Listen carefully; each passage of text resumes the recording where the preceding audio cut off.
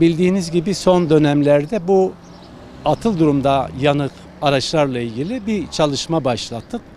Bir noktaya getirdik. Bunlarla ilgili kentimizde ve ülkemizde biliyorsun çok ciddi sorunlar teşkil ediyor. Bunların da milli servete kazanabilmesi için bununla ilgili bir takım çalışmaları yaptık. İsterseniz bir iki başlık üzerinde özetleyebiliriz. Şimdi şöyle, bildiğiniz gibi her aracın belli bir miadı, süresi vardır. Bizlerde sanayi sitelerinde en büyük sıkıntılardan bir tanesi de maalesef burayı bir otopark, bir hurdacılar sitesi benzeri durumlarla ilgili ne yazık ki bırakıp terk ediyorlar. Biz bunlarla ilgili tüm kurumlarımıza gerekli yazışmalarımızı yaptık. Çözüm noktasında neler yapabilir? Bir, Diyarbakır'da yaklaşık 500 tane araç var.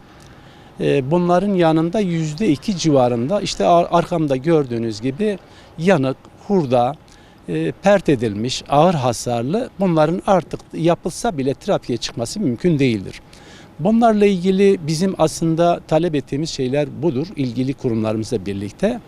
Öncelikli bir toplama merkezini, yani biz 4. Sanayi Sitesi Geri Dönüşüm Kooperatifi olarak bir toplama merkezi bütünüyle Diyarbakır'ın 4 sanayisinden bütün araçlarımızı kayıt altında tespit tutanakla birlikte bir toplama merkezine ihtiyaç var.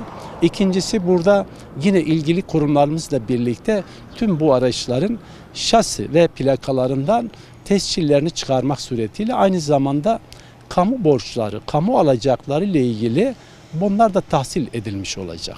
Bir diğer üçüncü nokta ise en önemlisi, bunlar bir aşamaya geldikten sonrasına en önemlisi de biz yine Geri Dönüşüm Kooperatifi olarak biz bu işe talibiz. Bu işin içinden geliyoruz. Biz bu kente böyle bir tesis kurarsak inanın ki Türkiye'de örnek olacak.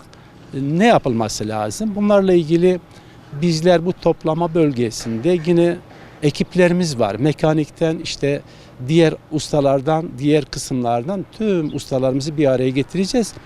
Araçların tüm plastiğinden, metalinden neyi varsa ayrıştıracağız. Sadece gövde olarak kalacak. Bu gövdeleri de presleyip bunları geri dönüşüm fabrikalarına göndereceğiz.